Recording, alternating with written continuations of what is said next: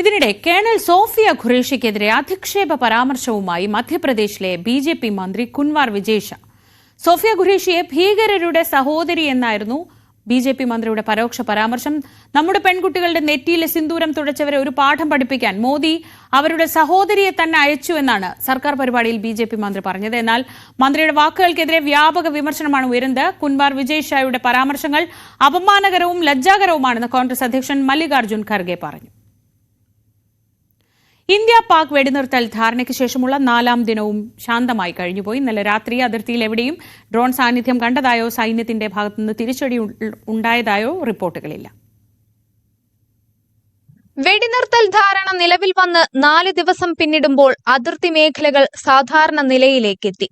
ഇന്നലെ രാത്രിയും ഇന്ന് പുലർച്ചെയും ജമ്മുകാശ്മീരും പഞ്ചാബും രാജസ്ഥാനും ഗുജറാത്തും അടക്കമുള്ള അതിർത്തി മേഖലകൾ ശാന്തമായിരുന്നു. എവിടെയും ഡ്രോൺ സാന്നിധ്യം കണ്ടെത്തിയതായോ സൈന്യം തിരിച്ചടിച്ചതായോ റിപ്പോർട്ടില്ല. ഇതിനിടെ പഞ്ചാബിലെ 5 അതിർത്തി ജില്ലകളിലെ സ്കൂളുകളും ഇന്ന് തുറന്നു. അമൃത്സർ, തൻതരൻ, ഫാസിൽക്ക, ഫിസോർപൂർ, പഠാൻകോട്ട് എന്നിവിടങ്ങളിലെ സ്കൂളുകളാണ് തുറന്നത്.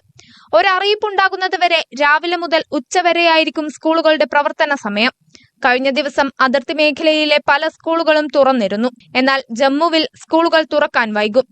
ഇനിയൊരു അറിയിപ്പുണ്ടാകുന്നതുവരെ അടച്ചിടാനാണ് ജമ്മുവിലെ സ്കൂളുകൾക്ക് നൽകിയിരിക്കുന്ന നിർദ്ദേശം. രാജ്യത്തെ അടച്ചിട്ട എല്ലാ വ്യോമപാതകളിലും വിമാനത്താവളങ്ങളിലും നാളെയോടെ സർവീസുകൾ സാധാരണ നിലയിലേക്കാകുമെന്നാണ് വ്യോമയാന മന്ത്രാലയത്തിന്റെ വിലയിരുത്തൽ.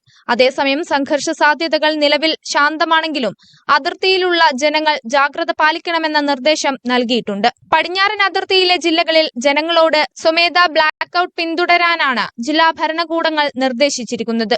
സ്ട്രീറ്റ് ലൈറ്റുകൾ 8 മണിയോടെ ഓഫാക്കും. പുറത്തുള്ള ലൈറ്റുകൾ സ്വമേധയാ അണച്ച് അകത്ത് അത്യാവശ്യത്തിനുള്ള വിളക്കുകൾ മാത്രം ഉപയോഗിക്കണമെന്നും നിർദ്ദേശം നൽകി.